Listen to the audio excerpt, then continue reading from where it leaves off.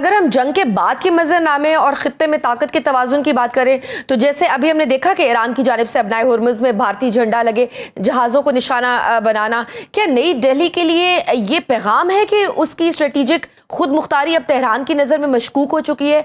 और क्या अब ईरान भारत कशीदगी के इस माहौल में ईरान के लिए ज़्यादा काबिल भरोसा और वाहिद महफूज तजारती रास्ता बनकर उभर सकता है? देखिए, कोई ईरान के साथ इंडिया ने भी तो कोई अच्छा नहीं किया। इंडिया को क्या क्या नहीं दिया था, ईरान ने कितनी सहूलतें दी हुई थी।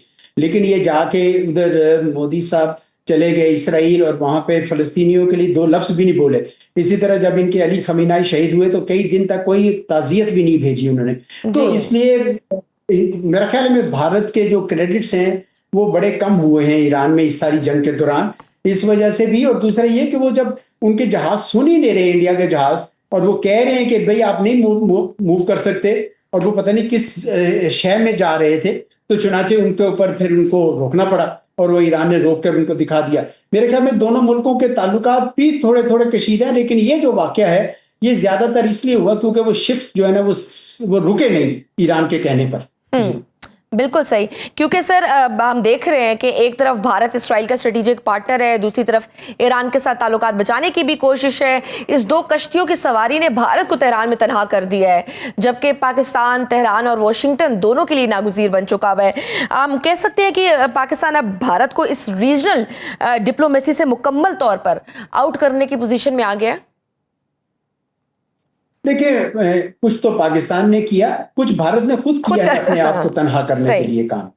देखिए ना, उनके जो मिस स्टेप्स थे, जिस तरह दो मैंने जिक्र किए, उसके अलावा भी वो चीन के साथ भी कभी कोई सिग्नल्स देते हैं, हर वक्त अमेरिका के साथ जुड़े रहते हैं, बावजूद इसके कि ये सारी सेंचुरी जो है एशिया की है, सारा एक्शन यहाँ पे है, लेकिन भारत अभी तक गलत फैसले कर रहा है। तो ये जो पॉलिसी एरर्स हैं, और ऊपर से उनके एक्सटर्नल अफेयर्स मिनिस्टर का ये कहना कि ये जो पीस मेकिंग हो रही है पाकिस्तान की तरफ से, ये है गोया उन्होंने अपनी आवाम को बदल कर दिया। वहां पे बहुत सारी आवाजें भारत के अंदर उठ रही हैं कि आप किस किस्म की खारजा पॉलिसी चला रहे हैं जिसमें आप इतना बड़ा मुल्क होने के बावजूद तनहा बैठे हुए हैं। तो मैं समझता हूं कि उनका अपना बहुत कुछ किया धरा है इस सारे सिलसिले में। पाकिस्तान ने अलबत्ता बहुत अच्छे कार्ड्स खेले हैं अपने, और इसलिए नहीं खेले कि भारत से हमारा मुकाबला है या नहीं है। हमने तो इसलिए खेले कि इलाके में अमन होना चाहिए, और इस अमन के समरात सब तक पहुंचेंगे, भारत तक भी पहुंचेंगे।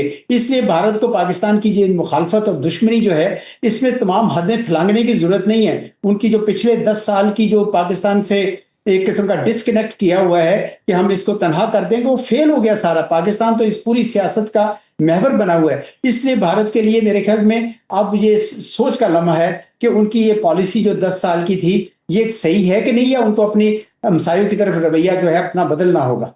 बिल्कुल सही। ऑब्वियसली ये जो दौर है इस टाइम पे, ट्रंप के दौर में इकोनॉमिक डिप्लोमेसी की बड़ी अहमियत है। अभी तो प्रायोरिटी मुज़ाकरात पे है, लेकिन इसके समरात की जहां आपने बात की है, भारत ईरान कशीदगी के तनाजुर में क्या पाकिस्तान को ये मौका नहीं मिल गया कि वो खलीजी ममालिक और ईरान के दरमियान एक सिक्योरिटी गारंटर बनकर सामने आए? अगर हम अरब ममालिक और ईरान को एक मेज़ पर बिठा देते हैं तो पाकिस्तान की मईशत को इस सफारती कामयाबी से कितना बड़ा स्ट्रेटेजिक लेवरेज मिल सकता है, और वाशिंगटन से कश्मीर समेत दीगर सफारती मामलात में फायदा उठाना चाहिए।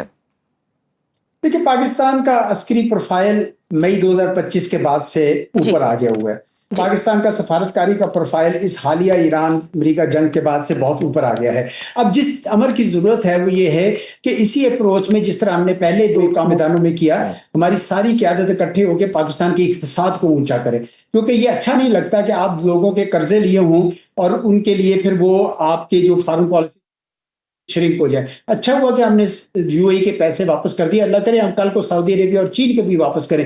एक ऑनरेबल नेशन के लिए जरूरी है कि उसकी अपनी इक्तिसाद इतनी मजबूत हो। तो ये बहुत अच्छा मौका आया है ये जंग के बाद, क्योंकि आपकी जो बंदरगाहें एक बार फिर वो कनेक्टिविटी का हब बन सकती हैं। हमारा जो बहुत सारा पैसा चला गया था खलीजी रियासतों में, वो वापस आ सकता है। आप ऑयल एंड गैस पे डिपेंडेंस खत्म करने के लिए अपना सोलर सोल्यूशन कर सकते हैं, सोलर के ऊपर चीजें करें। आप अपनी रेलवे को इलेक्ट्रीफाई करें। बहुत सारे ऐसे सोल्यूशंस हैं जो बता दिए गए हुए हैं अवाम।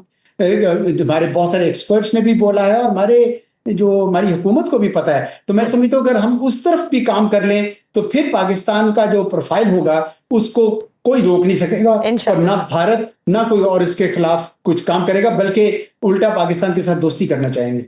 एजाज साहब, इस्लामाबाद में अमेरिकी एडवांस टीमों की मौजूदगी रेड जोन की सीलिंग एक बड़े ब्रेक थ्रू की निशानदेही कर रही थी, मगर तेहरान ने अचानक मुज़ाकरात से इनकार कर दिया है। How do you analyse this sudden shift from diplomacy to defiance? क्या ईरान तोसाका कार्गो जहाज पर कब्जे को महज एक बहरी कार्रवाई नहीं बल्कि वॉशिंगटन की तरफ से बैड फेथ डिप्लोमेसी समझ रहा है? देखिए, जब पाकिस्तान के आर्मी चीफ गए थे तेहरान और उनसे बात की और उनकी मौजूदगी में उन्होंने स्ट्रेट ऑफ हॉर्मुज खोलने का ऐलान किया, तो तय तो ये था कि अमेरिका फिर अपना ब्लॉकेड उठा लेगा, लेकिन डोनाल्ड ट्रंप साहब ने वो ब्लॉकेड नहीं उठाया और ऊपर से एक शिप पे भी जाके कब्जा करने की कोशिश की है। तो मेरे ख्याल में ये बैड फेथ था, ये नहीं करना चाहिए था, क्योंकि जब सारी एग्रीमेंट पे तकरीबन इत्तेफाक हो गया हुआ था और बिल्कुल तैयार थे, तो आप अपनी वो जिसे कहते हैं ना कि टांग ऊपर रख के करने वाला सिलसिला नहीं करना चाहिए। पॉस्चरिंग जो है ना, वो कभी कभी नुकसान भी देती है। और इस तरह शिप पे जो हमला था या उसको कब्जा करने की कोशिश, वो भी ये देखने के लिए कि क्या चीन से कोई ईरान के लिए सामान तो नहीं आ रहा। भाई, ये तो अब सारे मुल्क एक दूसरे के साथ कोई ना कोई शिप्स तो आते जाते रहते हैं। तो आप जब इस तरह बैड फेथ इस तरह का करेंगे तो फिर ईरान ने यही करना था ना, तो वो ईरान ने वही किया। बिल्कुल सही। सर, पासदारानी इनकलाब ने बैलिस्टिक मिसाइल कौमी तबाही की धमकी दी है, जबकि ट्रंप ईरान को आखिरी मौका दे रहे हैं। How do you read this escalation dominance from both sides? क्या हम एक ऐसे पॉइंट ऑफ नो रिटर्न पर पहुंच चुके हैं जहां हम देख रहे हैं कि सफारतकारी सिर्फ टाइम बाइंग टैक्टिक बनकर रह गया है? नहीं, पॉइंट ऑफ नो रिटर्न तो बिल्कुल नहीं है।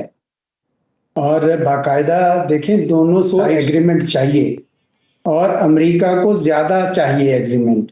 उसकी बुनियादी वजह यह है कि डोनाल्ड ट्रंप साहब के मुतल्लिक अब ये बात पूरे मुल्क में फैल गई है कि ये अमेरिका की जंग ही नहीं थी और ये उनकी बातों में आ गए नेतन्याहू साहब की। ये बात आपने देखे ना, बर्नी सैंडर्स ने भी की है, ये कमाला हैरिस ने भी की है, सेक्रेटरी कैरी ने की है, हिलरी क्लिंटन ने की है। तो पूरे अवाम में अमेरिका की ये फैल गई है कि ये जंग हमारी थी नहीं। अब अगर ये जंग मजीद रहती है तो उनके लिए बड़ी संजीदा सियासी मुश्किलात पैदा हो जाएंगी। तो चुनाचे वो करना चाहते हैं, ईरान भी करना चाहता है। बहुत तबाही हुई है, बहुत मुश्किलात हुई हैं, तो मेरे ख्याल में एग्रीमेंट तो करेंगे और होगा भी। लेकिन फिलहाल मुझे ऐसे लगता है कि उसके अंदर ये अमेरिका के इस इकदाम ने उलझाव डाल दिया है, जो मेरे ख्याल में जल्द या बदेर ये भी हल हो जाएगा। सही, क्योंकि गैर मुल्की मीडिया ये दावा कर रहा है कि पाकिस्तान का दोनों फ्रीकेंट से वाशिंगटन और तेहरान में सफारती राब्ता हुआ है और अपनाए हुर्मुज़ की ब्लॉकेट समेत दीगर अमूर पर बातचीत भी की गई है। आप क्या समझते हैं कि ट्रंप मुज़ाकरात के दूसरे राउंड को कामयाब करने के लिए अमरीकी ब्लॉकेट को खत्म करेंगे? कोई उम्मीद नजर आ रही है आपको? करना पड़ेगा जी। देखिए, ये जो मेगाफोन डिप्लोमेसी होती है ना जी, मीडिया डिप्लोमेसी, इसमें थोड़ा नुकसान भी होता है, क्योंकि आप अपनी ऑडियंस को बताने के लिए बढ़ चढ़ कर बयान करते हैं।